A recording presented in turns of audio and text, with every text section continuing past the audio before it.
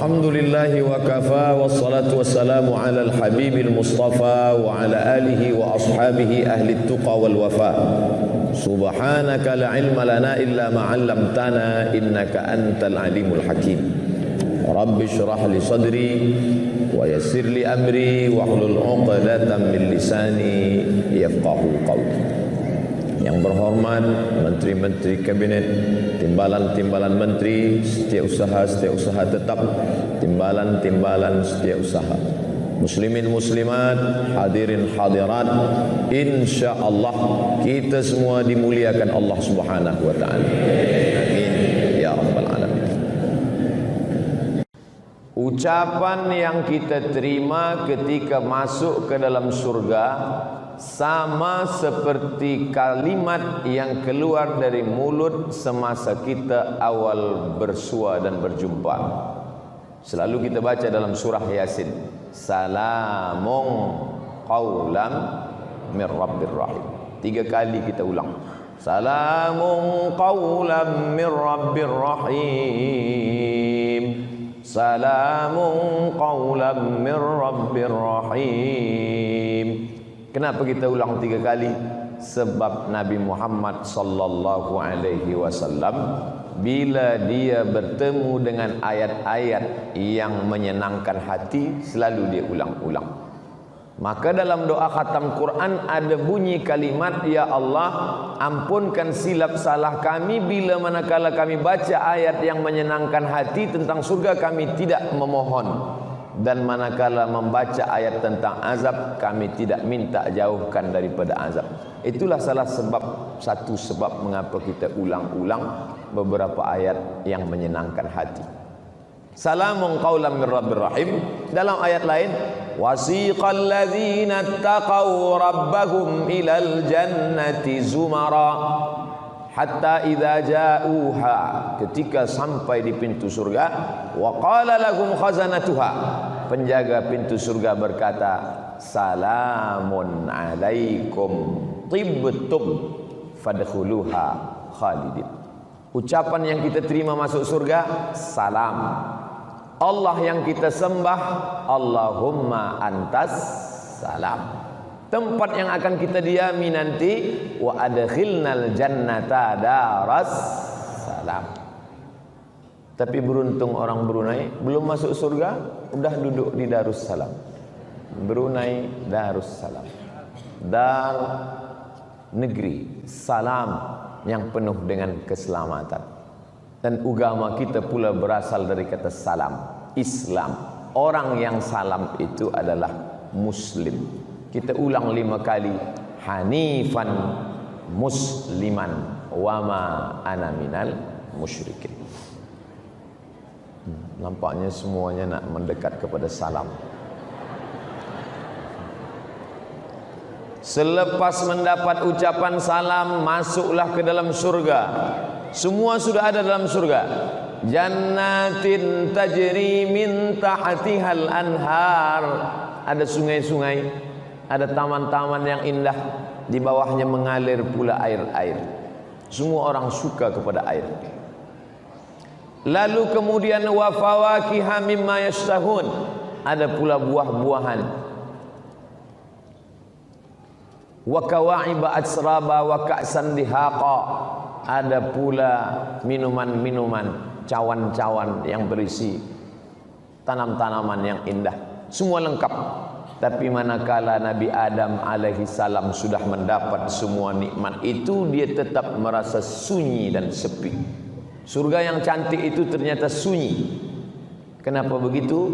Nabi Adam melihat, memandang ke atas pokok kayu, dia tengok ada burung merpati yang sedang bercengkrama, bersenda gurau. Itulah maknanya lelaki tak boleh hidup sendiri tanpa perempuan. Sunyi ternyata nikmat yang diberikan Allah, sepi. Lalu Allah pun mengirimkan wahyu. Maka kata Nabi, khuliqatil mar'atu min dhila', diciptakanlah perempuan dari tulang rusuk lelaki. A'wajuha a'laha, tulang rusuk yang paling bengkok, yang paling atas. Itulah asal muasal perempuan. In akhadta kasartaha. In akhazta aqamtaha kasartaha. Kalau engkau paksa dia lurus, dia akan patah. Tapi kalau engkau biarkan, engkau pula yang ikut menjadi bengkok. Maka lelaki pandai meluruskan supaya tak patah. Bila lelaki tak pandai, maka dia akan menjadi yang bengkok kerana ikut pada perempuan. Nabi Adam alaihissalam merasa sunyi dalam surga. Selepas itu Allah wahyukan kepada dia, maka jadilah seorang perempuan yang meramaikan surga. Ramailah Adam bersama Hawa yang dimuliakan Allah. Apa pelajaran dari sini? Bahwa lelaki tak boleh hidup sendiri tanpa ada perempuan. Itulah maka sekarang kita lihat di dunia ini ada perempuan yang suaminya meninggal tapi dia boleh hidup sendiri membesarkan anak-anak, single parent. Tapi lelaki tak boleh hidup sendiri. Menurut survei hitungan, duda lebih banyak mati daripada janda. Yang cakap macam itu bukan saya, ada doktor, Profesor Dr. Suhaimi namanya. Dia panggil saya, Ustaz Somad, mana lebih kuat, lelaki apa perempuan? Kata saya, kita lah lelaki. Ayat pun berkata, ar-rijalu qawwamuna 'alan nisa. Lelaki lebih kuat daripada perempuan. Kata dia, Ustaz, mungkin ayat itu tak salah, tapi sepengetahuan saya, menurut menurut ilmu kedoktoran, perubatan, maka perempuan jauh lebih kuat. Perempuan lebih kuat daripada penyakit. Perempuan lebih kuat menahankan hidup. Dan kata dia pula, dari dialah saya ambil cakap ini, bahawa bila lelaki kehilangan isteri dengan seorang perempuan kehilangan suami berbeza. Perempuan meninggal suaminya, dia boleh hidup sendiri membesarkan anak-anaknya. Tetapi lelaki kadang belum meninggal pun dia dah mati duluan. Tajuk kita malam ni kan sesuai dengan yang dibagikan kepada saya adalah keluarga sakinah menuju mardatillah.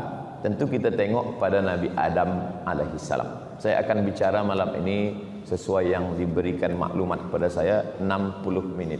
Lepas itu saya akan jawab soalan-soalan yang boleh saya jawab. Yang tak boleh saya jawab, saya akan bawa balik ke Riau, Sumatera. Saya akan buka kitab balik, buka buku balik, mungkin tak terbaca, nanti saya akan rekodkan, buatkan video, tonton di Ustaz Abdul Somad official channel. Jangan lupa subscribe, like and share. Kita teruskan. Maka Adam alaihi salam tak boleh bersendirian. Oleh sebab itu pemuda-pemuda tak boleh sendiri, dia mesti berdua. Di Riau ada masjid besar, namanya Masjid An-Nur. Di tepi Masjid An-Nur ni banyak pokok kurma. Pokok kurma cantik. Bila kita duduk tepi pokok kurma tu macam terasa di Al-Madinah Al-Munawwarah. Tapi pokok kurma ni tak ada berbuah. Sampai akhirnya datanglah seorang pakar kurma dari Thailand, namanya Mr. Kolak. Lalu kemudian kata Mr. Kolak setelah dia tengok-tengok, ini pokok kurma ni tak berbuah sebabnya satu. Kenapa Mr. Kolak? Sebab kurma ni jantan semua, tak ada betina. Selepas itu dicabutlah beberapa pokok, diganti dengan pokok yang betina. Alhamdulillah sekarang kurma sudah mula berbuah. Dipanggillah saya bersama gubernur untuk memanen kurma pertama kali, untuk memetik kurma pertama kali berbuah kepada Al-Mukarram Ustaz Abdul Somad. Saya pun memotong kurma. Yang menanam bukan saya, yang menyiram bukan saya.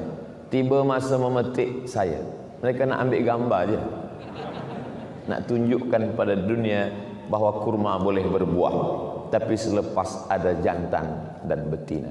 Disitulah baru saya faham Allah ciptakan berpasang-pasangan sebab kita tak akan berhasil bila bersendirian. Sehebat apapun pokok kurma, lelaki jantan hanya satu, dia tidak akan berbuah. Itulah mengapa Allah haramkan LGBT. Sebab LGBT tak menghasilkan apa-apa. Maka azab yang paling hebat dalam Al-Quran adalah azab maaf, beribu maaf, azab LGBT. Ja'alna 'aliyaha safilaha, kami jadikan bagian bawah tanah naik ke atas dan yang atas turun ke bawah. Sampai hari ini negeri azab LGBT itu tidak tumbuh tanaman dan tidak hidup ikan. Ikan pun tak hidup. Dead Sea, laut mati. Bahrul Mayyit, bahrul laut mayit mati. Sakingkan masinnya Allah nak tunjukkan, begitulah azab yang ditimpakan Allah Subhanahu wa taala. Tapi hari ini na'udzubillah, mudah-mudahan Allah selamatkan anak cucu kita daripada penyakit. Maka lelaki bila dah sampai usia menikah, kata Nabi, ya ma'syaras syabab, wahai para pemuda, man istata'a minkumul ba'ah, sesiapa sahaja di antara kamu yang lah ba'ah, makna ba'ah qudrah, mampu, falyatazawwaj, menikahlah. Fa innahu aghaddu lil basar, menikah itu menundukkan mata pandangan, wa ahsanu lil farj, menjaga kemaluan. Faman lam yastati, sesiapa sahaja yang tak mampu, fa alaihi bisawm, hendaklah dia banyak-banyak puasa sunat. Saya selalu sampaikan pada pelajar-pelajar penuntut ilmu, menikahlah. Bila tak mampu, banyak-banyak puasa sunat. Sebab bila banyak puasa, nafsu ada, cuma tenaga tak ada. Jadi tak terlampau nampak perempuan. Rasa berjerebu dunia ni. Oleh sebab itu, bila dah menikah, Masya Allah, Tabarakallah. Saya jumpa dengan orang menikah. Ustaz Abdul Somad, kenapa? Rupanya menikah itu sedapnya hanya 10% sahaja. Lebih daripada itu, sedap sekali. Maknanya hati dia menjadi tenang, Allah berikan ketenangan dalam batin. Letak tenang itu bukan pada mata, letak tenang itu bukan pada telinga. Huwallazi anzala sakinata, Allah yang menurunkan ketenangan fi qulubil mu'minin, ke dalam hati orang beriman. Perempuan tak perlu melihat lelaki banyak syarat, sebab bila mencari orang sempurna, kata pepatah Arab, man talaba akhan bila aibin baqiya bila akhin. Kalau nak mencari lelaki sempurna, seumur hidup tak akan berlaki. Mudah-mudahan selepas tazkirah malam ni, esok standar agak turun sikit. Sebab banyak orang nak cari perfect, sempurna. Mana ada? Perempuan pun, lelaki pun macam tu juga. Dia selalu nak mencari sempurna. Ustaz Abdul Somad, ya, saya dulu pelajar ustaz semasa di universiti. Oh, ingat ustaz dengan saya? Rasa-rasa ingat. Mana kita ingat? Pelajar beribu-ribu. Tapi nak besarkan hati dia, rasa-rasa ingat. Dulu ustaz ada cakap, masa kita belajar, perempuan itu ditengok pada 4. Tungkahul mar'atu li arba', perempuan dinikahi sebab ada 4 sifat. Lima liha, kerana dia kaya. Wali hasabiha, keturunan orang baik-baik. Wali jamaliha, kerana paras muka cantik. Wali diniha, kerana agamanya. Bolehkah ustaz carikan untuk saya yang kaya, cantik, orang baik-baik, taat sembahyang, yang ada 4-4-nya? Kata saya, kalau ada 4-4-nya, untuk apa saya kasih pada awak? Bukan untuk saya yang kasih yang lain juga. Maknanya apa? Kita bukan mencari kesempurnaan, tapi menutupi kekurangan. Itulah makna beza mawaddah dengan rahmah. Wa ja'ala bainakum mawaddatan wa rahmah. Dijadikan Allah dua makhluk yang berbeza itu, ada lelaki, ada perempuan, ada belia, ada gadis, ada pemuda, teruna.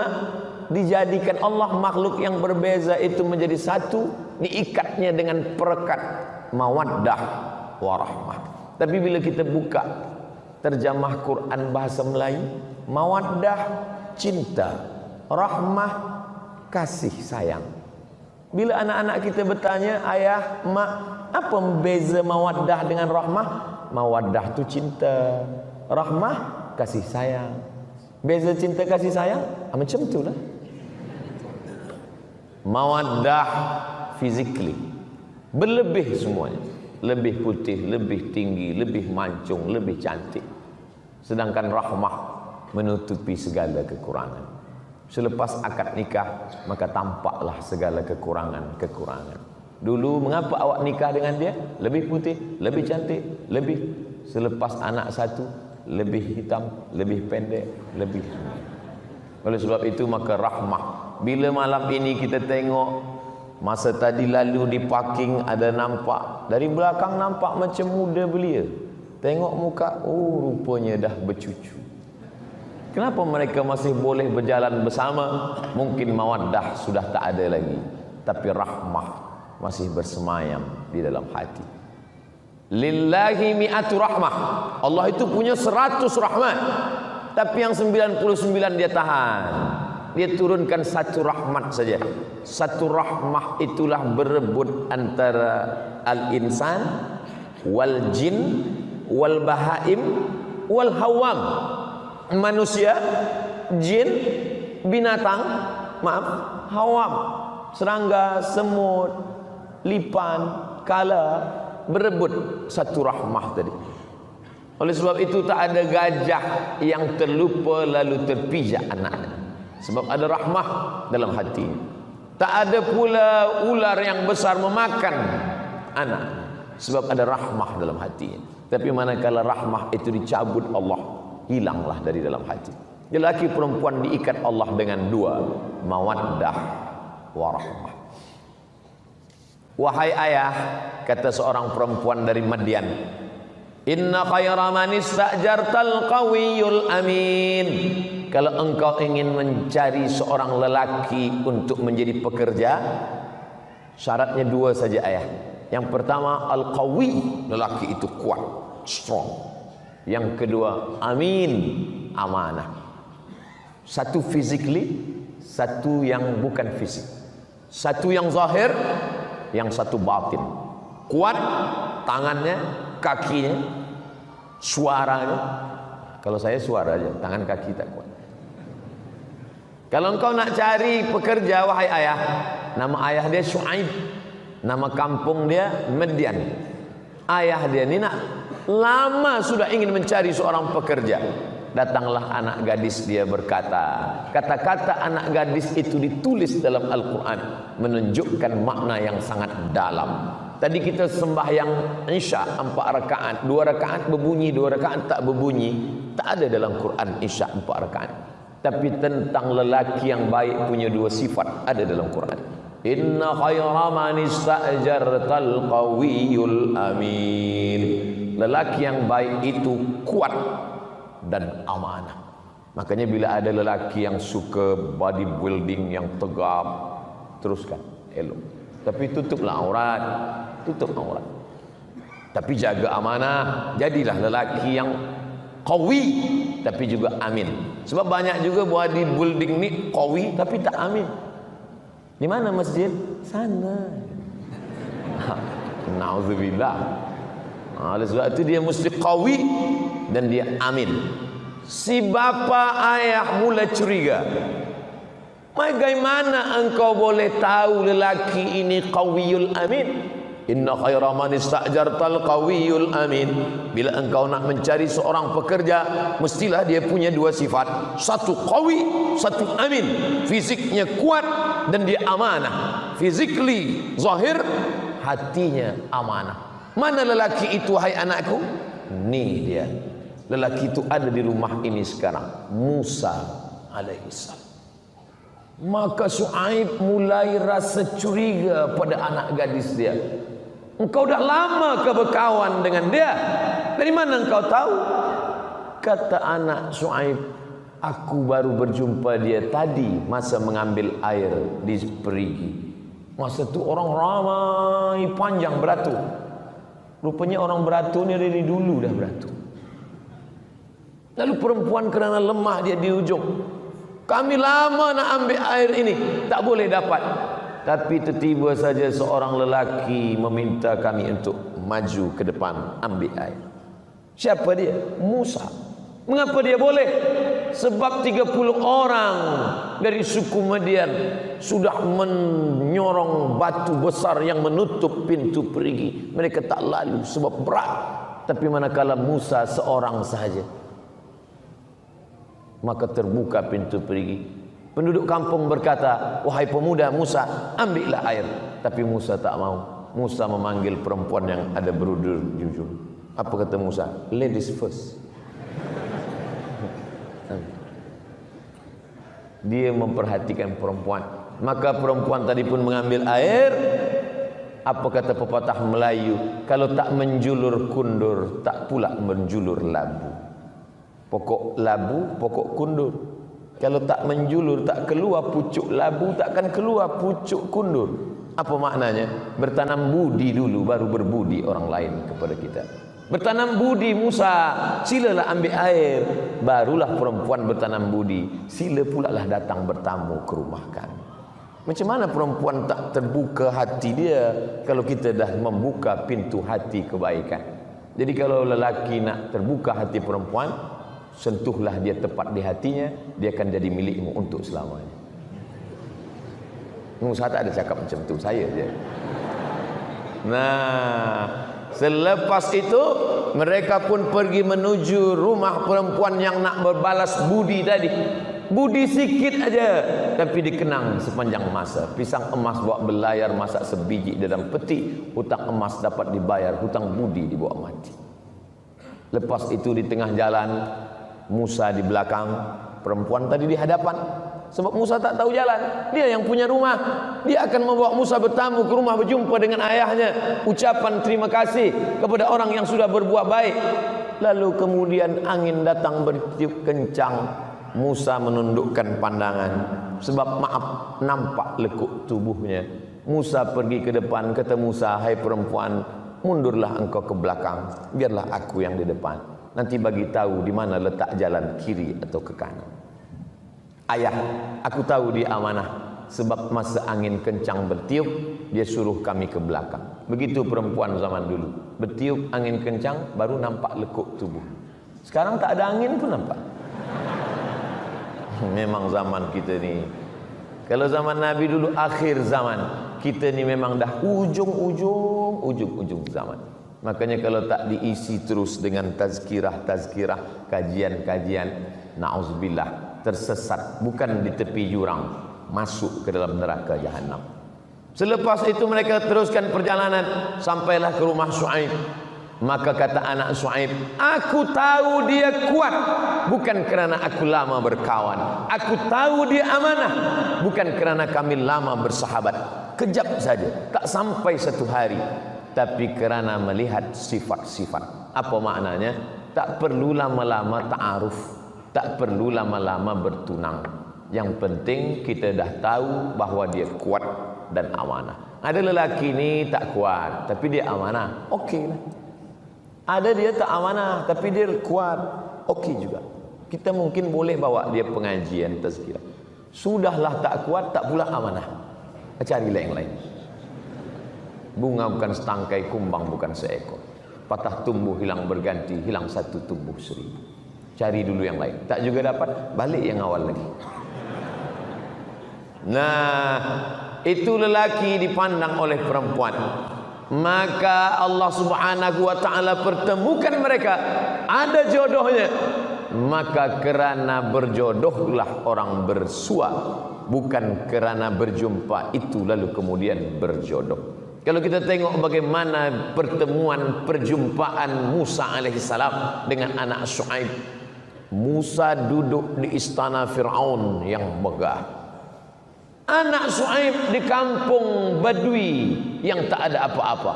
Tapi Allah pertemukan. Bagaimana cerita Allah membuat? Fawakazahu Musa. Ada 2 orang yang sedang berkelahi. Satu rakyat Fir'aun, yang satu Bani Israel. Musa melerai.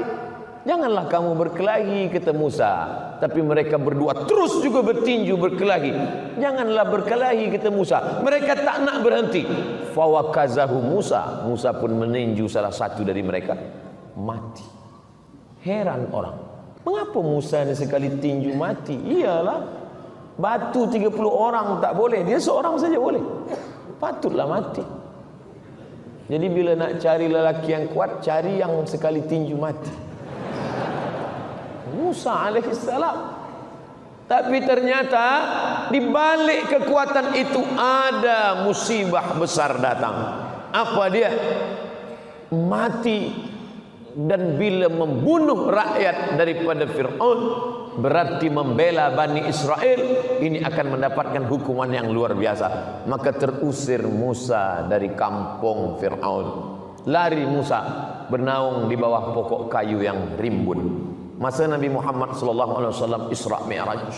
Subhanalladzi asra bi'abdihi layla minal masjidil harami ilal masjidil aqsa.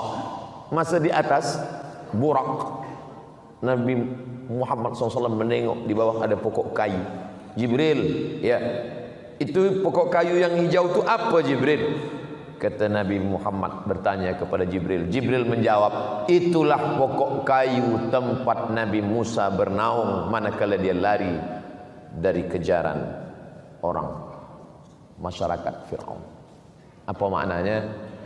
Allah Ta'ala ingin menunjukkan sejarah. Tapi cerita ni bukan nak bagi tahu kita lepas ni. Saya tak nak selepas tazkirah ni 2-3 hari lepas ni orang Brunei pergi mencari pokok kayu tu. Jangan.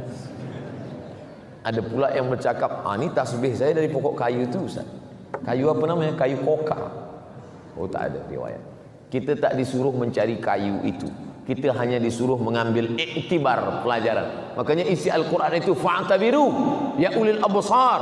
Ambil pelajaran wahai orang yang punya pandangan hati, pandangan batin. Akhirnya rupanya di balik musibah itu Allah hanya ingin mempertemukan antara Musa dengan anak Syuaib. Ini pelajaran bagi kita. Bila ada sesuatu yang tak menyenangkan hati, sabar. Asa antakrahu syai'a, boleh jadi kau tak suka pada sesuatu, yaj'alallahu fihi khairan katsira. Di balik itu ada sesuatu kebaikan yang kita tak tahu. Bila usaha sudah, berdoa sudah, tawakal sudah, terjadi sesuatu yang kita tak suka,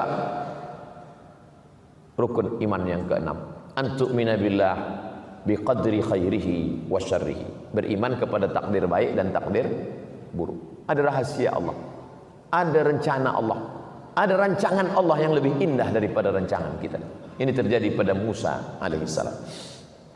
Lalu kemudian ketika mereka menikah, apa maharnya? Maharnya menjaga kambing-kambing Syuaib 8 hijaj, 8 musim. 8 musim itu dulu, rihlatas syita, musim sejuk, wasayif, musim panas. Dalam Quran 2 musim ni ada disebut. Li'ilafi Quraisy ilafihim rihlatas syita wasayif, musim sejuk, musim panas. Saya masa belajar di Kairah, di Maghribi, banyak juga pelajar-pelajar Maghribi itu tanya, kita ada syita, musim sejuk, ada kharif, musim gugur, ada rabi, musim bunga, ada saif, musim panas. Di kampung awak berapa musim? Ada musim durian, musim rambutan, ada musim. Kami tak ada musim. Kami duduk di khatil istiwa. Khat, garis. Istiwa, garis lurus. Khatil istiwa, matahari yang lurus. Negeri kita Masya Allah, tabarakallah, negeri yang disenangi orang. Nusantara, Brunei Darussalam, Singapura, Thailand, Patani, Moro, Filipina, Indonesia. Kita adalah negeri yang sangat diingin-inginkan orang. Bagaimana tidak? Nun di ujung Europe mereka tak menengok matahari, sejuk membeku. Ada pula di Afrika yang cuacanya 2 saja, panas dan panas sekali. Tapi kita, Masya Allah, di tempat kita selesa bukan main. Oleh sebab itu maka ini nikmat besar ini baru dirasakan orang manakala dia belajar atau dia berjalan-jalan ke Europe atau dia pergi ke Afrika, barulah dia berkata, oh indahnya negeri kami di Nusantara. Di atas Asia, di bawah Australia. Di antara Asia dengan Australia ini ada pulau-pulau kecil. Pulau Nusa, antara Australia dengan Asia. Maka di antara ini ada pulau-pulau kecil disebut dengan Nusa Antara, Nusantara. Untuk mengabadikan itu, sekarang ada sekelompok anak muda Islam yang punya gairah dakwah luar biasa. Mereka buatlah film animasi namanya Nusa dan Rara. Di Malaysia ada Upin dan Ipin. Nah, ini ada nilai-nilai dakwah di dalamnya. Lalu kemudian Nabi Musa alaihi salam, Samaniyah hijaj, 8 musim. Makna 8 musim itu artinya apa? 8 musim sejuk, 8 musim panas. Engkau menjadi penjaga kambing-kambingku selama 8 musim, 8 tahun. Inilah mahar yang paling mahal. Saya bercerita tentang ini, berharap mudah-mudahan cerita tentang Musa diamalkan. Tapi tentang mahar 8 tahun menjaga kambing, jangan diambil. Kita ambil yang ambil. Khudh ma safa, da' ma kadar. Ambil yang jernih, buang yang keruh. Tentang lelaki yang amanah, ambil. Tentang mertua yang baik, ambil. Tapi tentang mahar 8 tahun mengembala kambing, jangan ambil. Sebab dalam syariat Nabi Muhammad sallallahu alaihi wasallam, perempuan yang paling baik adalah yang aqalluha mahran, yang maharnya paling murah. Itu yang paling baik. Makanya dalam contoh hadis hasan, hadis paling tinggi sahih, di bawah sahih hasan, di bawah hasan dhaif, di bawah dhaif maudhu. Contoh hadis hasan adalah tentang menikahi perempuan maharnya selipar. Boleh menikah mahar selipar, tapi jangan diamalkan. Ini sekadar setakat contoh saja. Sebab bila aku nikahkan engkau dengan anakku dengan mahar selipar tunai, mungkin sedapnya masa akad tu, tapi nanti kan kadang masa tak suka, nanti lelaki ni marah, apalah awak ni, saya nikah dengan awak selipar tau. Ini setakat contoh saja. Tapi sekarang alhamdulillah ada yang dicontoh oleh pemuda-pemuda Islam, mahar dengan mengajarkan surah Ar-Rahman. Aku nikahkan engkau dengan anakku dengan mahar mengajarkan surah Ar-Rahman tunai. Selepas itu dia pun ajarkan Bismillahirrahmanirrahim. Ar-Rahman 'allamal Qur'an, khalaqal insan, 'allamahul bayan. Shadaqallahul. Kenapa tak selesai? Nah, itu aja dulu. Mana boleh? Dah banyak dah. Apa dalil mahar menikahkan mengajarkan Quran ni? Adakah dalilnya dalam sunnah Rasulullah SAW? Ada. Masa Nabi bagi tazkirah, tegak seorang perempuan, habtulaka nafsi, ini aku wahabtulaka, memberikan nafsi diriku kepadamu. Begitulah perempuan zaman dulu. Ya Rasulullah, aku berikan diriku kepada engkau. Nabi diamnya, Nabi diam, no comment. Nabi tak ada bercakap apa. Kerana Nabi diam lama, perempuan itu tegak seorang lelaki. Ya Rasulullah, bila engkau tak hendak dengan dia, bagi ke aku saja. Kata Nabi, awak maukah menikah dengan dia? Ya. Balik rumah cari mahar. Iltamis walau khataman min hadidin. Balik ke rumah carilah cincin walaupun dari besi. Cari. Dia balik ke rumah, dia cari-cari, dibuka-buka kain, tak ada cincin. Dia datang lagi, tak ada ya Rasulullah. Ini susah betul. Cincin besi pun tak ada. Kata Nabi, cuba cari lagi, mungkin ada kain. Lepas tu dia balik, dia bawa kain. Ada kain ya Rasulullah. Untuk mahar engkau nikah dengan dia? Iya. Berapa kain? 1. Bila kain 1 jadi mahar, nanti istrimu pakai, kau pakai apa? Lepas tu dia pun malu tertunduk. Kerana tegak lama malu, dia pun pergi. Masa dia pergi tu Nabi panggil, ta'al, sini kejap. Hal ma'aka minal Quran, engkau ada hafaz Al-Quran? dia pun sebutkan surah kada wa surah kada wa surah kada wa surah kada. Saya hafal surat ini, surah ini, surah ini, surah ini. Terus saja di majlis itu Nabi nikahkan. Apa kata Nabi? Zawajtuka ha, zawajtuka ka engkau. Aku nikahkan engkau ha dengan dia. Aku nikahkan engkau dengan dia bima ma'aka minal Quran, dengan mengajarkan Quran yang ada pada diri engkau. Itulah sunnah hadis Nabi, dalil menikahkan anak dengan mahar, mengajarkan Al-Quran.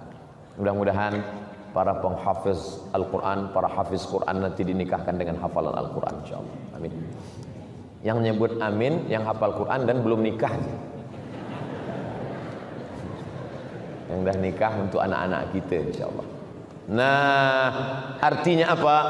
Bahwa keluarga ini dibina berdasarkan Quran, generasi yang Qurani. Selepas itu pula Nabi SAW, apalah yang membuat Musa mahu berjuang maharnya 8 tahun. Quran tak ada bercerita tentang anak Syuaib itu tinggi semampai, rambutnya bak mayang terurai, alisnya bak semut beriring. Tak ada. Tak ada dalam Quran itu bercerita tentang kecantikan anak Syuaib. Tak ada. Satu-satunya sifat anak Syuaib yang ada dalam Quran itu apa? Dia berjalan. Cuma satu saja sifat anak Syuaib, berjalan dengan rasa malu. Ternyata perempuan yang mahal itu adalah perempuan yang punya malu, sehingga maharnya perlu ditebus dengan 8 tahun mengembalakan kambing. Jadi pemuda-pemuda, bila nampak perempuan ada rasa malu, siapkanlah mahar yang mahal, karena itulah yang dapat membuat anak kita punya malu, cucu kita punya malu. Dan dalam Islam diajarkan al-haya malu syu'batun minal iman. Sekarang kita berjumpa dengan perempuan-perempuan yang tak ada malu sama sekali, pakai kain yang belum siap dijahit, tak ada malu. Saya berapa kali naik pesawat terbang mesti menunduk. Kita pula yang malu menengok dia. Dia tak ada malu. Tapi naik pesawat di Raja Brunei, Masya Allah, pakai jilbab, pakai hijab. Maka tadi masuk mata saya tu, tempat lain saya tu. Sebab dia pakai hijab, pakaian dia tak sempit. Artinya apa? Bahawa dengan kekuasaan kita boleh berdakwah. Ustaz Somad berdakwah mana boleh? Takkan saya bagi tazkirah di pesawat? Assalamualaikum ya ayyuhallazina amanu. Aulah kata turun-turun apalah awak ni kan. Artinya apa? Ini menunjukkan perempuan yang punya malu boleh ditebus dengan mengembala kambing 8 tahun lamanya. Sekarang lelaki apa kata dia? Lautan kan ku seberangi, bukit kan ku daki, masjid ku lalui. Mana boleh? Kalau bukit nak didaki, lautan diseberangi, mestilah lelaki yang kuat dan amanah, yang salat berjamaah di masjid. Perempuannya pula punya rasa malu. Perempuan yang punya malu ini adalah perempuan yang amanah. Orang yang menjaga amanah itu dalam Islam disebut dengan al-amin. Lelakinya al-amin, perempuannya aminah. Perempuan yang aminah melahirkan anak lelaki bergelar al-amin. Yang menggelar al-amin itu bukan Allah. Yang menggelar al-amin itu bukan sahabat. Abu Jahal, Abu Lahab memanggil dia al-amin. Terpuji dia. Dia lahir dari perempuan aminah. Tapi jangan balik dari sini nanti puan-puan, tuan-tuan bercakap kepada isteri di rumah, patutlah anak kita tak al-amin sebab engkau tak aminah. Nanti puan pula balas balik, anak kita memang tak amin, aku tidak aminah sebab engkau bukan Abdullah. Saya ingin cuma nak membagi tahu bahawa lelaki yang amanah hamba Allah berjumpa dengan perempuan yang punya rasa malu aminah, melahirkan anak yang terpuji di langit, terpuji di bumi. Ya'ti min ba'di ismuhu Ahmad. Ha mim dal. Alhamdulillahi rabbil alamin. Hamdu, terpuji. Ahmad, terpuji. Muhammad, dipuji. Tapi Nabi Isa berkata Ahmad.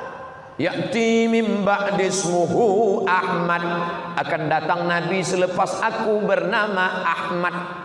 Kenapa namanya tidak Musa tak bercakap? Kenapa Isa tak mengatakan akan datang Nabi selepas aku bernama Muhammad? Kerana dia masyhur di langit di antara malaikat. Ahmad. Waktu itu belum ada kuku, belum ada bulu, belum ada darah, belum ada daging. Dia bernama Ahmad. Tapi selepas dia turun bersama manusia, dia bernama Muhammad. Sama-sama terpuji. Inilah nama yang Abu Jahal, Abu Lahab pun confused. Macam mana dia nak ejek olok-olok Muhammad? Abu Lahab masa dia marah, mana orang terpuji itu? Mestinya kalau kita marah, mana orang yang tercela itu? Mana orang yang jahat itu? Tapi menyebut nama dia pun tetap terpuji. Semarah-marahnya Abu Lahab tetap panggil dia Muhammad. Maka bila kita nak anak kita tetap dipuji oleh musuhnya, musuhnya marah pun tetap memanggil dia. Mana Muhammad? Mana manusia yang terpuji? Musuh-musuh saya yang membuli saya, yang mengejek saya, tetap memanggil saya. Mana hamba Allah tadi? Abdus Somad. Hamba Allah. Bila dia marah, dia tukar nama saya. Mana hamba setan tadi? Tapi nama kita tetap hamba Allah. Maka nama yang paling baik adalah Muhammad, Ahmad, Abdullah, Abdurrahman, Abdurrahim, Abdus Somad. Amdu-amdu yang lain juga, karena kebetulan nama saya sebut. Nah, selepas itu lahirlah anak tadi, dibisikkanlah ke telinga dia. Kalimah pertama yang dibisikkan adalah asyhadu an la ilaha illallah.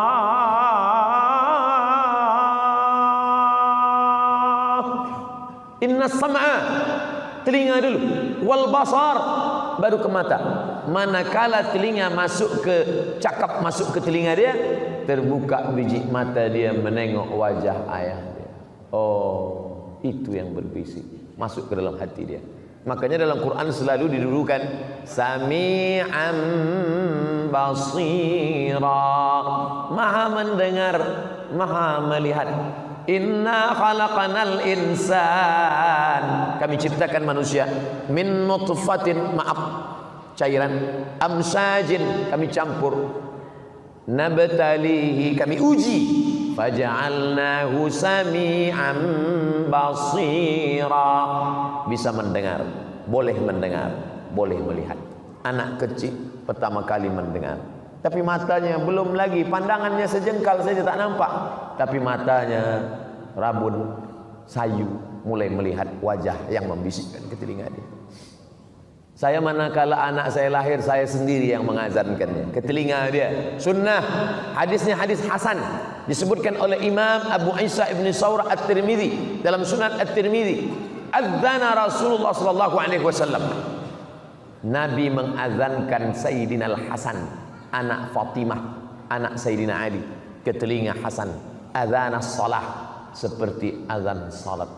Itu bisikan yang pertama. Tapi bagi anak yang baru lahir saja. Jangan anak yang dulu lupa azan balik dari sini nak diazankan pula. Asyhadu an la ilaha illallah. Apa yang ni dah besar. Kita azankan, itu bisikan yang pertama ke telinga dia. Selepas itu barulah yang lain-lain.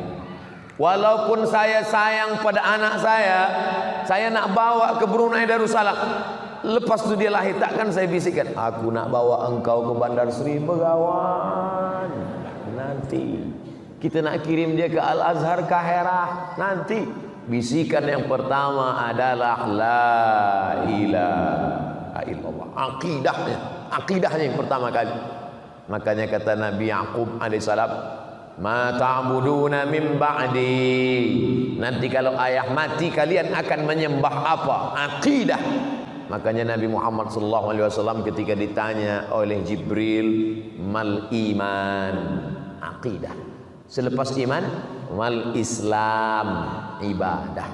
Selepas Islam, mal ihsan, akhlak. 3 yang ditanamkan pada anak. Pertama, aqidah. Yang kedua, ibadah.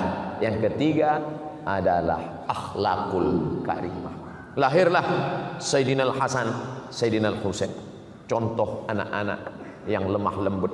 Hasan Husain berjalan, dia tengok ada orang tua mengambil air sembahyang wudu, salah berwudu. Anak soleh, walaupun dia berilmu, dia tidak berkata, hei orang tua, wudu engkau salah. Nah, Hasan dan Husain pura-pura belajar berwudu. Husain, tahu engkau bagaimana berwudu? Macam mana Hasan? Hasan mengajarkan Husain berwudu, mereka berwudu di hadapan orang tua. Orang tua tadi pun menengok, memperhatikan. Sadarlah dia, oh wudu aku salah, air sembahyang yang kubuat selama ini salah. Salah bukan dari kata-kata. Sekarang ada orang berilmu tapi tak berakhlak. Salah. Bukan begitu menunjukkan orang salah. Kalau Abdul Somad salah bagi tazkirah ini, jangan tunjukkan kesalahannya di depan orang banyak. Bila engkau tunjukkan kesalahan orang depan orang banyak, saat itu engkau bukan perbaiki dia, tapi engkau sedang bukakan aib cacat dia. Tapi bagi tahu dia, Ustaz Somad, ya, ada yang saya nak bagi tahu sama Ustaz. Tapi kita nak bicara 4 mata saja, boleh? Jangankan 4, 3 pun boleh. Apa dia? Tadi masa Ustaz sampaikan tadi, Ustaz salah. Mestinya Ustaz cakap macam ini. Nanti akan datang insya-Allah. Jangan diam.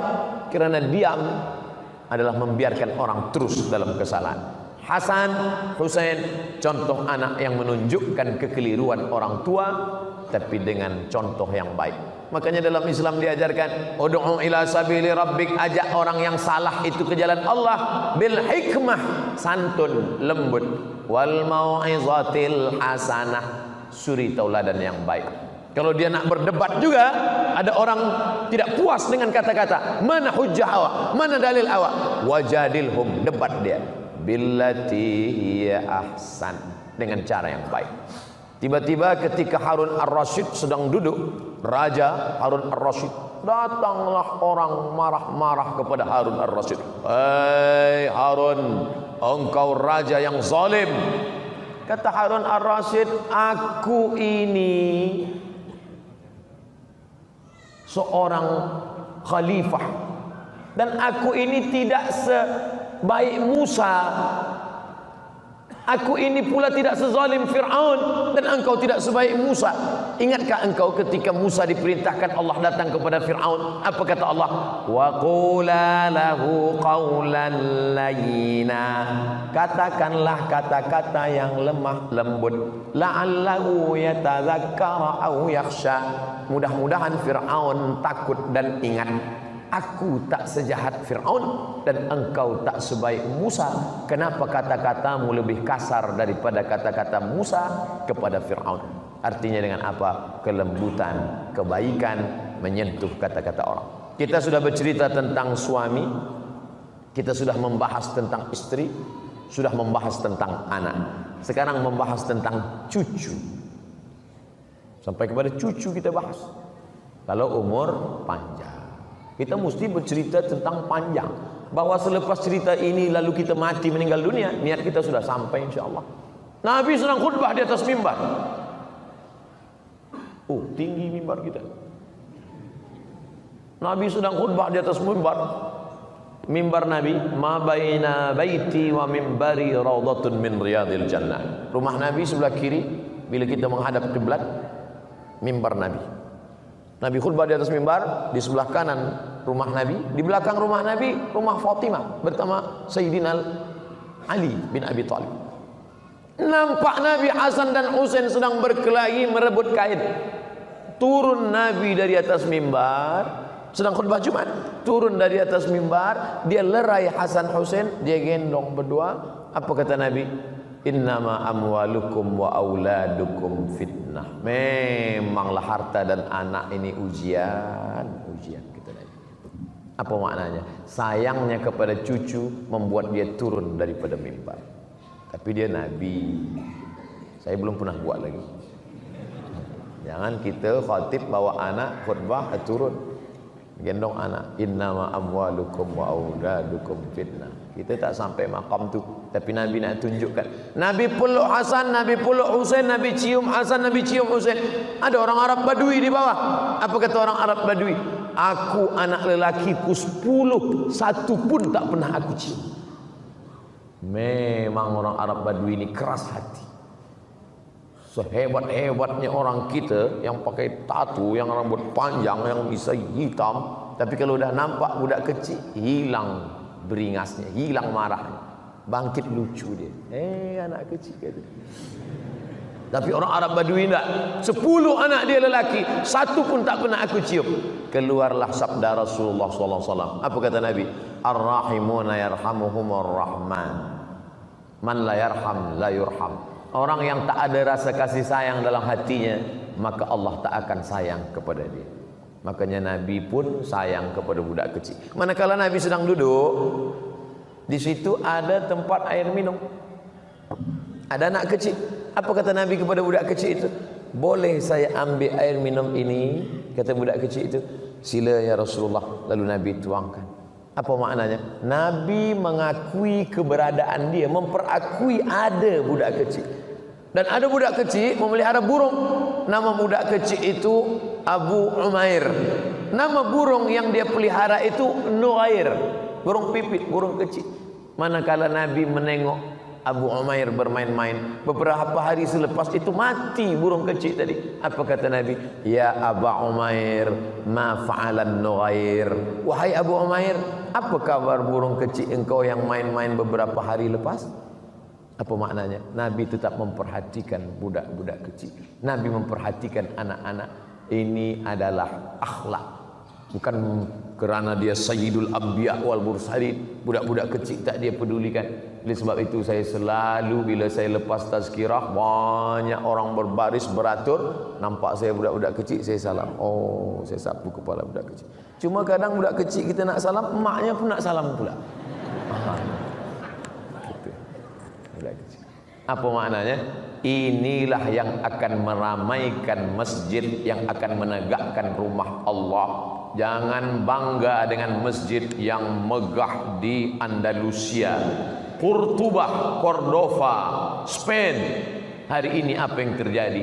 Masjid tetap tegak berdiri, kaligrafi indah ayat-ayat Al-Quran, tapi tak lagi ada solat berkumandang azan kerana anak-anak kecil tidak kita tanamkan iman dan Islam. Ada anak menangis, makna ada anak menangis. Ada anak lompat-lompat lari-lari, maknanya masjid kita tetap akan ramai 100 tahun akan datang insyaAllah. Amin. Bila di masjid itu sudah tak ada lagi anak suara kecil, tak lagi ada anak menangis, tanda kiamat dah dekat. Kita di Masjid Nabawi, Allahu Akbar, kata imam masa rukuk. Budak kecil. Budak kecil. Di zaman Nabi bukan hanya itu. Manakala Nabi sedang sujud, Allahu Akbar, lama Nabi tak bangkit dari sujud. Sampai sahabat di belakang berfikir, turun wahyu kan? Apa lama tak bangkit ni? Lepas Allahu Akbar, baru sahabat tahu, oh rupanya cucu Nabi naik ke tengkuk. Tapi cucu Nabi bukan cucu kita. Cucu Nabi orang tak marah. Cucu kita. Apa Ustaz ni bawa anak? Kalau sebab itu maknanya apa? Ada perhatian kepada anak-anak ini, karena mereka lah yang akan membimbing dunia menjadi imam di hadapan Allah, di hadapan manusia.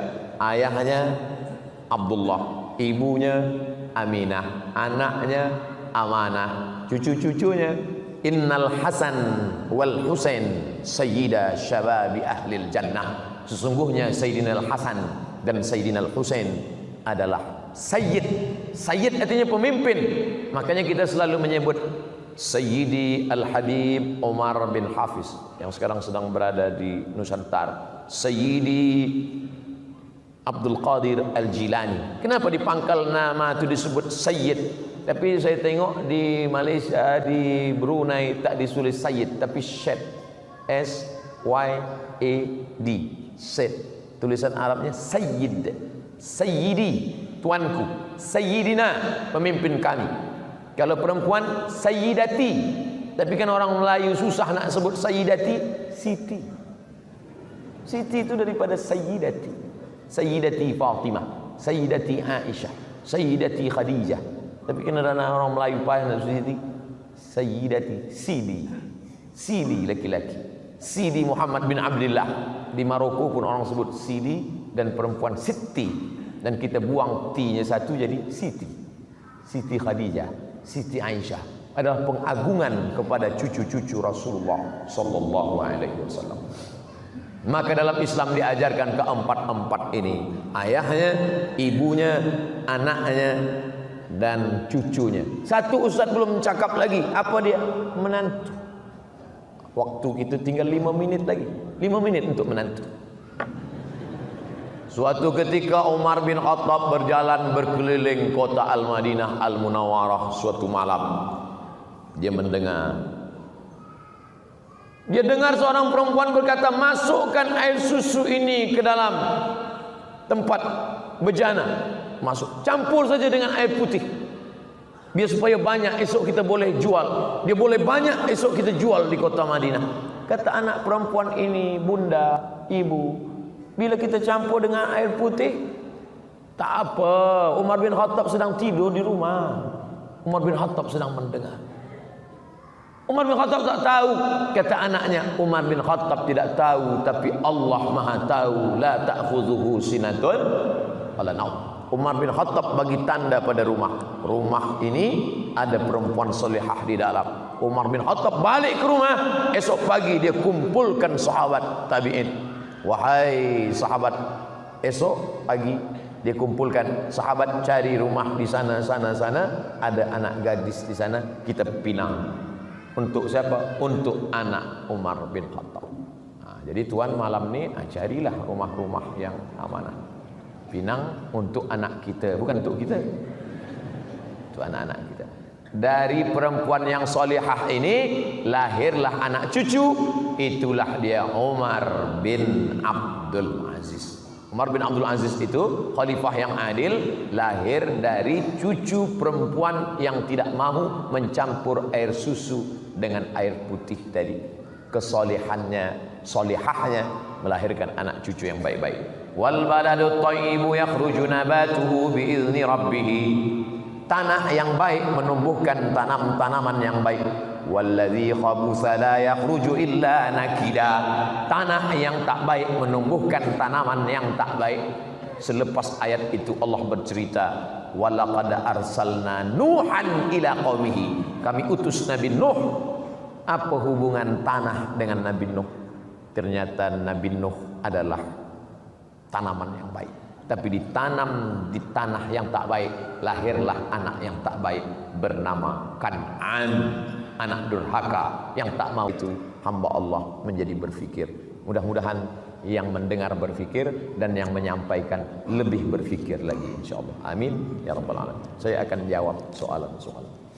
Menurut Ustaz, bagaimana pandangan Ustaz Abdul Somad tentang pemuda-pemudi zaman now, zaman saat ini, yang ada hubungan tak boleh, haram. La yakhluwanna rajulun ma'amra'atin, tak boleh lelaki dengan perempuan berdua-dua illa ma'azi mahramin, tak ada boyfriend, girlfriend, tak ada. Saya kahirah tak ada boyfriend, tak ada girlfriend. Kenapa tak ada? Tak dapat. Sebab pelajar Malaysia 5,000, pelajar Indonesia 2,400, yang perempuan 300 saja, lelaki 2,100. Saya termasuk yang kalah. Tapi alhamdulillah selepas balik dipertemukan Allah, punya anak. Jadi jangan pernah takut tidak ada jodoh. Kalau jodoh takkan kemana. Asam di gunung, garam di laut, dalam belanga berjumpa juga, kata orang Melayu. Tapi kalau kata orang Barat, man from Mars, woman from Venus. Lelaki dari Mars, perempuan dari Venus berjumpa di bumi. Itu beza orang Melayu dengan orang mak saleh putih. Kita selalu cerita makan saja. Asam di gunung, garam di laut, berjumpa dalam belanga. Mereka tak, mereka cerita tentang planet Mars, Venus, kata dia. Maka mereka selalu takut bila tengok langit di atas, dia kata alien dah dekat dah. Tapi kita nak bercerita bahawa sesuatu yang mustahil, kata Allah, innama amruhu iza arada syai'an ayaqula lahu kun fayakun. Maka jangan ada girlfriend, jangan ada boyfriend. Tak ada guna tazkirah kalau tak merubah sikap.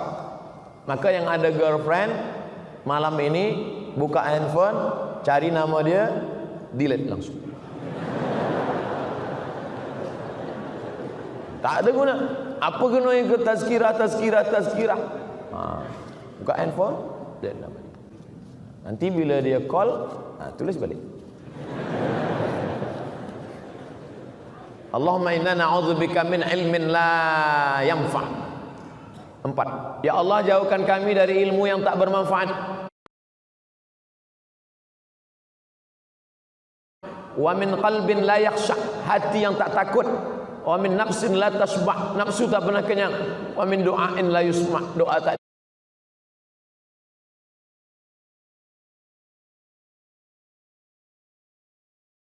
dikabulkan. Pokok pangkal pertama, ilmu tak bermanfaat sebab tak diamalkan. Maka bila ustaz dah kata buang girlfriend, buang boyfriend, buang, bagi tahu dia, oh my girlfriend, malam ni aku buang engkau, esok pagi aku nak datang, ku pinang kau dengan bismillah. Dia pun balas, so sweet, kata dia. Soalan saya, bagaimana nak nikah dengan janda yang sudah berhijrah, sedangkan keluarga saya tidak bersetuju dan tak ada restu dari ibu bapa. Janda belum ada anak, janda umur 25 tahun. Saya nak beristrikan dia tapi dihalang oleh keluarga, dan saya disuruh nikah dengan kawan lama saya. Datanglah seorang sahabat Nabi menikah. Kata Nabi, awak dah menikah? Ya Rasulullah. Dengan gadis apa dengan janda? Saya nikah dengan janda. Hala bikran, kenapa tak nikah dengan gadis? Nabi pun kesal dia nikah dengan janda. Kenapa awak tak nikah dengan gadis? Tula'ibuha wa tula'ibuka, engkau boleh bercengkrama, kenapa nikah dengan janda? Kata dia, ya Rasulullah, mak saya dah mati, meninggal, adik-adik saya banyak. Kalau saya nikah dengan gadis belia, nanti dia berkelahi dengan adik-adik saya. Tapi bila saya nikah dengan janda, nanti adik-adik saya boleh dia jaga. Jadi bila ada sebab, boleh nikah dengan janda. Untuk yang pertama ni, first time, okey lah. Nanti kedua, baru cari gadis.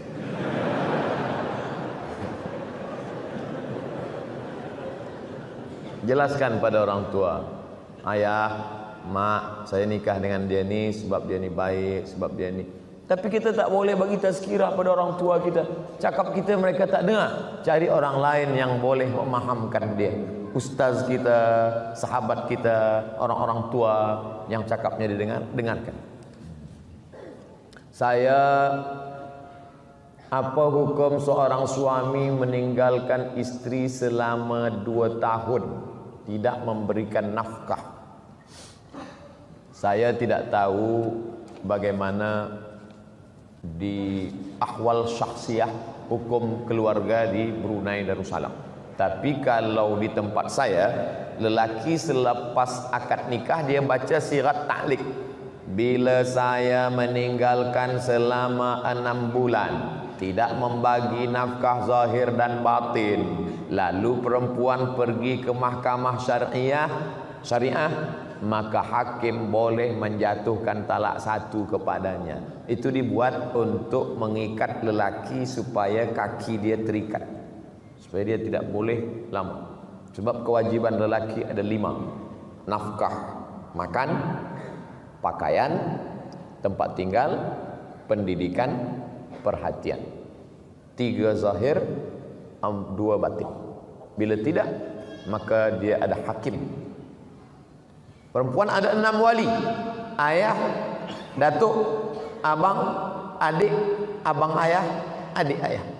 Maka perempuan mengadu kepada wali, wali yang akan bagi keputusan. Hukum mahar dibagikan ke orang lain. Mahar yang diberikan seorang lelaki kepada perempuan: aku terima, aku nikahkan engkau dengan anakku dengan mahar sebentuk cincin emas tunai. Maka selepas diberikan mahar itu, maka menjadi milik perempuan. Perempuan itu boleh menjualnya, perempuan itu boleh mewakafkannya, perempuan itu boleh menyimpannya, perempuan itu boleh menghibahkannya, karena itu milik dia, milik perempuan. Perempuan yang menikah dengan lelaki, maka harta perempuan punya perempuan. Apa beza harta lelaki dengan harta perempuan? Harta lelaki, harta perempuan. Dalam harta lelaki ada milik perempuan, nafkah. Tapi dalam harta perempuan tak ada milik lelaki. Makanya perempuan boleh bagi zakat pada lelaki dia. Hai suamiku, aku tengok engkau susah sikit, aku bagi engkau zakat. Tak boleh. Sebab perempuan tak wajib memberi nafkah. Tapi lelaki tak boleh bagi zakat sekaligus nafkah. Hai perempuan, istriku, ini aku bagi engkau nafkah terus zakat nafkah, tak boleh. Sebab wajib, kewajiban dia. Maka oleh sebab itu, maka ini mas kawin punya dia. Dia boleh jual, dia boleh. Tapi biasanya dia tak jual. Sebab ada sejarah, ada cerita di balik cincin itu. Ustaz bagi nasihat agar para istri boleh memberikan kebenaran untuk para suami supaya mereka boleh berpoligami.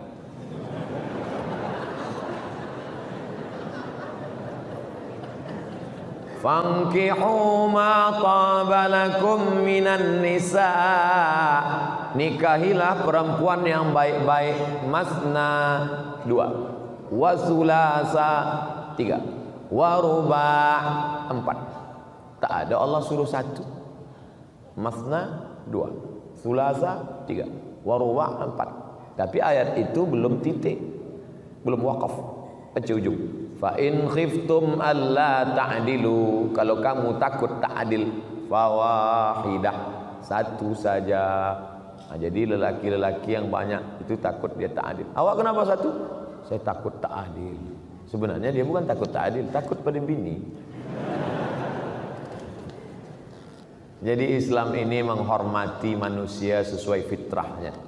Bila dia mampu adil, dia mampu secara ekonomik, dia mampu zahir dan batin, maka dia dibenarkan. Tapi bila dia tak mampu, fawahidah, 1 saja cukup.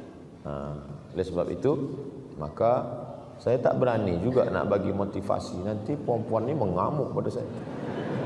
Saya hanya bagi sebutkan ayat-ayat, dalil-dalil hadis. Nanti tuan balik ke rumah bagi tahu dengan puan, engkau maukah aku tunjukkan amal yang menghantarkan ke surga? Apa tu? Izinkan aku menikah lagi. Tak masuk pun tak apa. Kalau tak percaya, cubalah. Berat. Ini jihad yang luar biasa. Oleh sebab itu, maka memang ada perempuan-perempuan yang tahan hati dia, tapi tak banyak. Kalau dapat, maka Masya Allah, tabarakallah. Umur saya 19 tahun, tapi jatuh hati dengan seorang, tak pernah bercakap. Oh, dia 19 tahun jatuh hati, tapi dia tak ada cakap, senyum-senyum je. Tersenyum sekali saja, Ustaz. Solehah orangnya. Salahkah saya mendoakan kebaikan untuk dia? Berdoa untuk dapat dengannya satu hari nanti?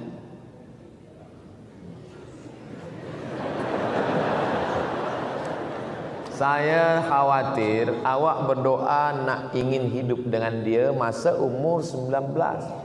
Sementara awak masih panjang umur lagi. Sekarang nak hidup dengan dia sekarang. Lepas ni ditakdirkan Allah sekolah ke Turki. Nampaklah perempuan mata biru, hidung mancung. Doa ada tertulis ini. Akan menyesal. Jadi kita berdoa nih, ya Allah, bagi yang 19, bagi yang 20, jangan ajarkan Allah Ta'ala. Cukup saja berdoa, ya Allah, bagilah aku yang terbaik untuk agamaku dunia dan akhirat. Itu. Sebab takut nanti menyesal. Dapat yang sekarang ini nampak cantik sekarang, tapi hati berbolak-balik. Sekarang nampak hitam manis, nanti hilang manisnya tinggal hitam. Oleh sebab itu maka yang nak berdoa, doa saja, ya Allah, bagi aku jodoh yang boleh menolong aku untuk kebaikan duniaku dan akhiratku. Itu saja. Kalau memang jodoh, nanti akan dapat dia. Tapi kalau menurut Allah yang lebih baik daripada dia, kenapa kita tolak? Kadang kita ni menyangka kita lebih faham daripada Allah Ta'ala. Az-zaw al-mar'atu salihatu allati tu'inu ala imanihi. Begitu bunyi hadisnya. Al-mar'atu salihatu, perempuan yang salihah, allati tu'inu ala imanihi, yang menolong iman lelaki. Itu yang diharapkan. Yang boleh tolong iman kita. Kalau tak boleh tolong iman kita, dia tak tahu salih. Bagaimana menenangkan hati kedua ibu bapa jika mereka dalam keadaan marah? Dengan ibu bapa ni, pertama diam. Yang kedua diam. Yang ketiga diam. Jangan lawan. Mak saya umur 70 tahun, umur saya 42 tahun. Apapun kata dia, saya diam. Bulan Mac lepas dia meninggal dunia, saya tak menyesal, sebab saya tak pernah melawan. Diam. Ibu ayah kita tak pernah memandang kita besar. Dia selalu melihat kita adalah budak kecil yang baru pandai merangkak dan berjalan. Oleh sebab itu kita salah bila kita merasa kita besar. Almarhumah mak saya tak pernah tengok saya seorang Ustaz Abdul Somad. Dia tengok saya budak kecil yang baru pandai berjalan. Maka bila dia marah, saya diam. Saya tak pernah pula balik, saya bagi mak sini, ya ayyuhal emak. Saya tak pernah bagi dia tazkir. Saya tetap menganggap diri saya adalah budak kecil, karena kita di mata mereka tak pernah besar. Kita adalah budak-budak. Oleh sebab itu maka kita diam. Bila dia berhenti, baru kita bercakap. Ingatlah, tak banyak yang saya bagi menghadapi orang tua. Satu kata saja, diam. Tuan guru yang dimuliakan Allah, apakah boleh solat jenazah dilakukan bermakmum jemaah perempuan? Apa hukumnya? Tu solat jenazah Masjid Nabawi Masjid Haram. Salatu alal maiti yarhamkumullah. Salat mayat jenazah. Ada tak dengar? Salat jenazah lelaki saja. Tak ada. Perempuan-perempuan semua ikut salat jenazah. Yang tak boleh itu mengiring jenazah. Perempuan tak boleh mengiring jenazah. Hukumnya tak sampai juga, haram, makruh. Pesan Sayyidina Abu Bakar Siddiq, bila aku meninggal nanti, jangan diiringi jenazahku oleh perempuan. Pesan itu sunnah Nabi Muhammad SAW. Kenapa begitu? Sebab kalau lelaki ini cepat lupa. Lelaki ngiring jenazah, dia hantar sampai liang lahat, lepas tu balik dia lupa. Perempuan susah lupa. Bila dia tengok itu susah dia lupa. Perempuan susah nak lupa, sampai mati dia tak lupa. Makanya banyak perempuan selepas suami dia meninggal, dia jaga anak sendiri, dia tak nikah lagi. Dia susah lupa. Beza dengan lelaki, ada pun bini dia lupa. Dan sebab itu maka jaga. Perempuan susah nak lupa. Maka perempuan ini bila dia dah nampak, dia ikut solat jenazah saja. Man syahidal janazata hatta tusalla alaiha. Siapa yang ikut solat jenazah, lahu qirat, dapat satu qirat. Wa man syahidal janazata hatta tudfana. Siapa yang ikut solat jenazah hingga dikebumikan, lahu qiratan, dapat 2 qirat. Wa mal qiratan ya Rasulullah. Apa 2 qirat itu ya Rasulullah? Mithlul jabalainil azimaini, seperti 2 bukit Uhud yang besar. Ini hanya bagi lelaki. Perempuan, makanya perempuan tak ada masuk ke baqi. Yang masuk ke baqi lelaki saja. Perempuan dari luar pagar. Dari luar tu pun dia menangis-nangis. Laisa minna man darabal khudud wa saqqal juyub. Siapa yang memukul-mukul pipi, menarik-narik rambut, menguyak-nguyak baju, bukan umat Muhammad SAW. Mungkin di negeri kita Melayu saya belum pernah tengok, tapi di Mesir, saya tengok berapa kali ada perempuan lah, anak dia meninggal, laki dia meninggal, pukul-pukul, ya Allah weh, sampai tarik rambut. Sebab mereka tak kuat nak menahan. Itu maka mereka tak ikut ke pemakaman. Saya pernah ikut sekali ke pemakaman, ada perempuan, isteri dia ikut, dia nak masuk ke dalam. Abang, aku nak masuk. Yang lain tak. Sebenarnya kalaupun kita diam pun dia tak juga nak masuk. Tapi yang lain tak, jangan puan. Tapi saya diam aja. Dia kata, ya, masuklah kalau nak. Takkan masuk. Mana ada nak masuk? Cuba nanti kalau ada perempuan, semua jangan tahan, diam aja, suruh dia masuk. Tak ada. Bagaimana kita cara menilai secara benar tentang ilmu para Muslim scholar yang tumbuh macam cendawan, malah memberikan satu hukum yang berbeza di antara satu yang lain, yang akibatnya membawa kekeliruan kalangan umat Islam. Kata Imam Malik bin Anas, guru Imam Syafi'i, kullu kalamin yu'malu wa yutraku. Semua cakap orang boleh diamalkan, boleh dicampak, dibuangkan. Illa sahibu hadzal qabr, kecuali yang ada di makam ini. Imam Malik tunjuk makam Rasulullah SAW. Cakap manusia boleh diamalkan, boleh dibuang, kecuali yang ada di makam ini. Hadis Nabi Muhammad SAW. Artinya cakap orang boleh diamalkan, boleh kita buang. Cakap Abdul Somad malam ini, ambil yang baik-baik, yang buruk-buruk, yang tak elok, buang. Abdul Somad tak dapat wahyu. Kalau Abdul Somad dapat wahyu, dia Nabi yang ke-26. Manusia biasa. Sedangkan Imam Malik bin Anas saja berkata begitu, apalagi kita manusia biasa. Adapun cendekiawan-cendekiawan yang berkata bertentangan dengan syariat, taraktu fikum amraini, ku tinggalkan pada kamu dua perkara sahaja. In tamassaktum bihima, kalau kamu pegang yang dua ni, lam tadillu abadan, kamu tak akan sesat untuk selamanya. Kitabullah, Al-Quran, wa sunnati, sunnah Rasulullah SAW. Apa kata Imam Syafi'i? Bila kamu berjumpa dengan fatwaku, lalu kamu nampak hadis sahih, in sahhal hadis fahuwa madhhabi. Bila nampak hadis sahih, maka itulah mazhab. Tengok bagaimana Imam Syafi'i. Nabi punya anak namanya Fatimah. Fatimah punya anak namanya Sayyidina Husain. Husain punya anak namanya Ali. Husain punya anak namanya Ali. Ayah Husain Ali, ayah dia Ali, anak dia Ali. Untuk membezakan Ali datuk dengan Ali cucu, maka dipanggil dengan Zainal Abidin. Ali Zainal Abidin. Zainal perhiasan, Abidin ahli ibadah, kerana ibadahnya banyak. Dalam kitab Syiar A'lam An-Nubala ditulis oleh Imam Az-Zahabi, Ali Zainal Abidin sehari sujud 1000 kali. Maka digelar dia dengan Imam As-Sajjad. Sajjad artinya banyak sujud. Saking banyaknya sujud disebut As-Sajjad, 1000 kali. Dia pergi ke toilet nak buang hajat, maaf, dia pakai baju.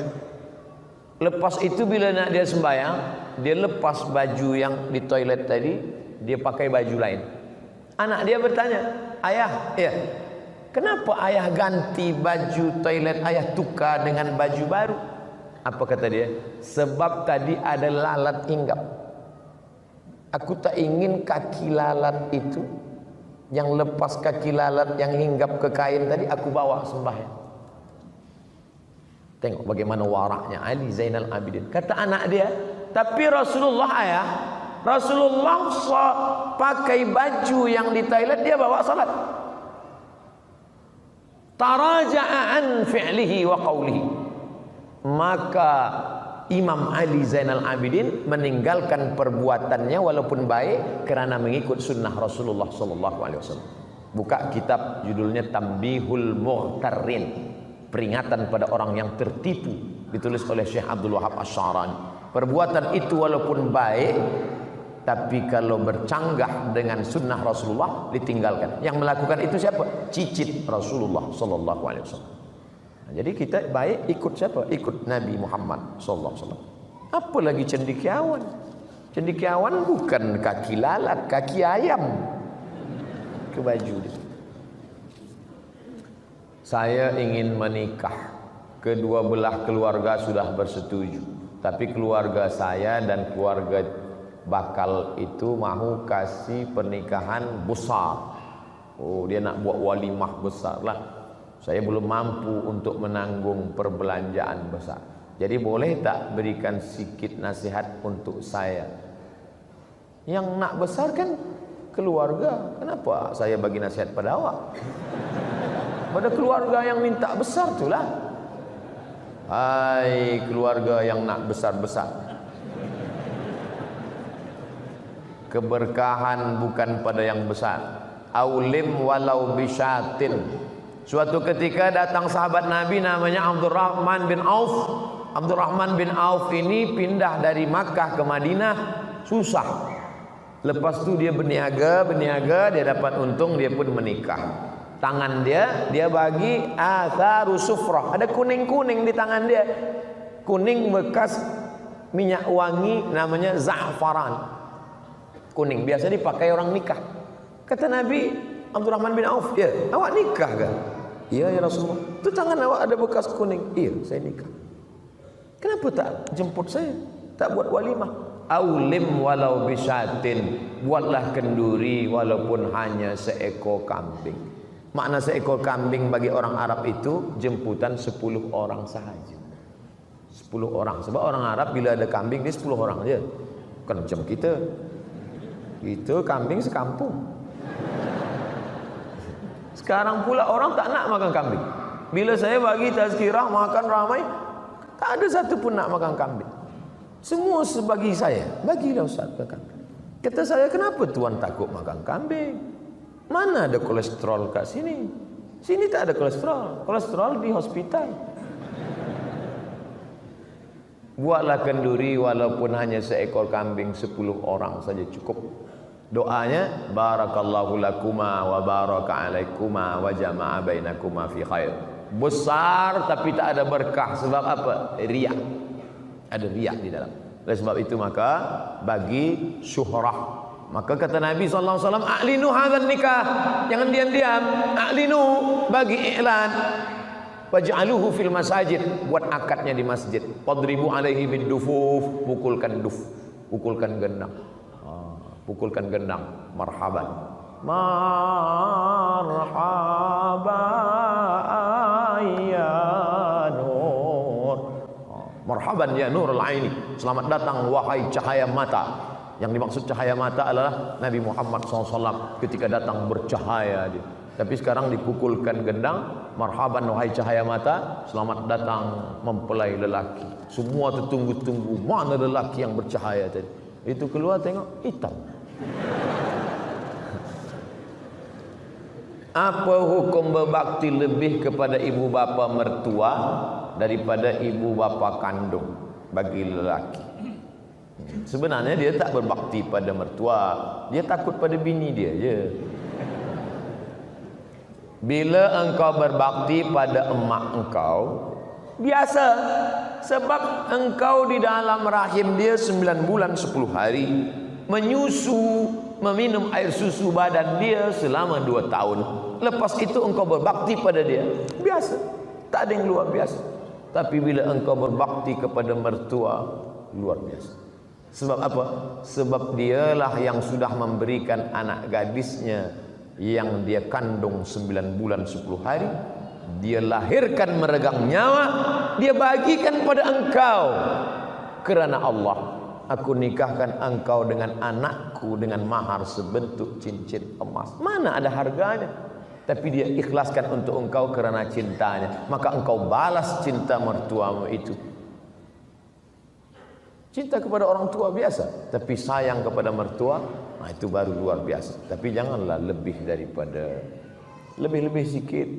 Mungkin Ramadan ini lebih ke sini, Ramadan depan lebih ke sini. Tapi kalau lebih banyak ke sini, bagaimana mungkin kita melebihkan dia? Sementara ini pun kata Nabi SAW, andai kita gendong dia dari tempat kita bawa ke Makkah, tawaf sa'i umrah, lepas itu kita pergi ke Padang Arafah melontar jumrah, balik lagi kita dukung dia, tak dapat membalas sekali menjerit dia saat mengeluarkan kita ke alam dunia. Oleh sebab itu maka kata Allah, wabil walidaini ihsana. Apa makna ihsan? Membalas lebih dari yang dia lakukan. Maka kalau ada anak mengaku membalas lebih, takkan sampai mati kita tak boleh membalas lebih pada orang tua. Apa hukum ingat seorang berlainan jantina? Maknanya normal. Yang kita takut itu selalu ingat pada sesama jantina. Dia berlainan jantina, dia ingat. Lelaki ingat perempuan, perempuan ingat lelaki. Tapi dengan mengingatinya kita teringat Allah. Oh, iya pula. La talbisul haqqa bil batil. Jangan campurkan yang hak dengan yang batil. Jangan campurkan yang hak dengan yang batil. Mengingat Allah hak, mengingat orang yang tak mahram batil. Maka manakala ingat orang tak mahram, terbayang wajahnya. Walladzina idza fa'alu fahishatan.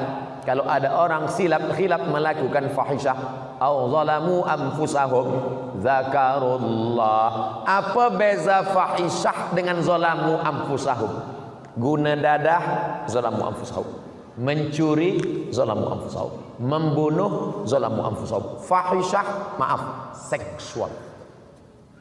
Manusia ini kesalahannya selalu dua, fahisyah. Makanya salat itu inna salata tanha anil fahsya wal munkar. Kerana kejahatan ada dua, seksual dan yang bukan seksual.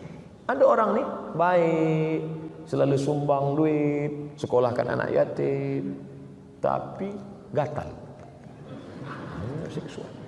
Ada pula yang satu lagi, cakap dia tak ada, maaf, gatal, mata dia pun selalu menunduk, tapi pelit. Maka manusia yang baik adalah selamat daripada dua. Inna salata tanha anil fahsya wal munkar. Salat tujuannya dua. Haji, faman farada fihinnal hajja fala rafasa wala fusuqa. Rafasa seksual, fusuqa non seksual. Maka selamat dua-dua. Nah, ini mengingat perempuan yang tak mahram, berbeza jantina, seksual. Macam mana saya boleh melupakan dia? Banyak-banyak minta ampun, minta tolong kepada Allah Subhanahu wa taala. Walladzina idza fa'alu fahsyatan aw zalamu anfusahum dzakarullah. Terus ingat kepada Allah. Astagfirullah. Astagfirullah. Astagfirullah. Banyak zikir. 1000 kali tak juga lupa, 2000 kali. Selepas istighfar tak juga lupa, subhanallah, alhamdulillah, Allahu akbar, astaghfirullah, salawat. InsyaAllah tertidur lupa. Jaga tidur, ingat balik, ulang balik. Wallazina jahadu fina.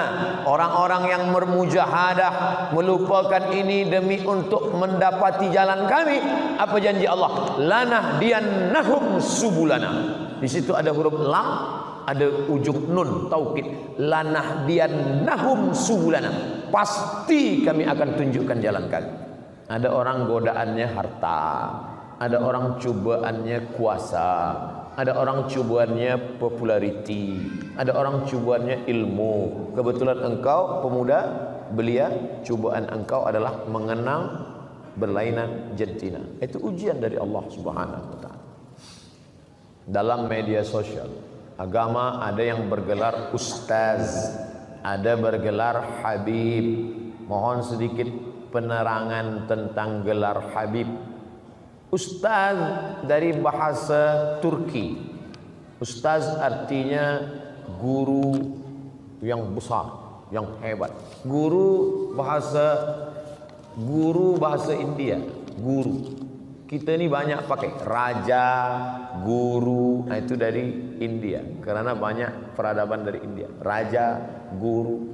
Sedangkan bahasa Arabnya muallim, orang yang mengajarkan ilmu. Muhadzib, orang yang menghaluskan akhlak. Muaddib, orang yang membuat menjadi beradab. Mudarris, orang yang menunjukkan. Murabbi, orang yang mendidik. Sedangkan ustaz dari bahasa Turki. Kalau di Mesir, di Kaherah, kalau al-ustaz itu berarti profesor. Al-ustaz, profesor. Maka Abdul Somad tak usah panggil ustaz. Jadi kami nak panggil apa? Panggil brother. Habib diambil dari kata hub. Hub artinya cinta. Hub, cinta. Orang yang kita cinta, habib. Kalau perempuan, habibah. Habibi kalau lelaki, habibati. Di Mesir, Kairah, kalau orang nak panggil lelaki perempuan, panggil suami dia habibi, ya habibi kalau dia sedang sayang. Tapi bila dia marah, ya Mahmud. Mohon maaf bila dia nanti nama Habib artinya kesayangan kita. Kenapa kita panggil Habib Rizik Syihab, Habib Omar bin Hafiz, Habib Ali Zainal Abidin? Kerana kita sayang kepada dia, kerana ada darah Nabi Muhammad sallallahu alaihi wasallam mengalir dalam badan dia. An asila ila qarabati Rasulillah sallallahu alaihi wasallam ahabbu ilayya min an asila ila qarabati. Menyambung silaturahim dengan keturunan Rasulullah lebih aku sukai daripada menyambung silaturahim dengan keturunanku sendiri. Hadis riwayat Bukhari, ucapan Abu Bakar Siddiq. Mudah-mudahan kita termasuk yang sayang kepada keturunan Rasulullah SAW.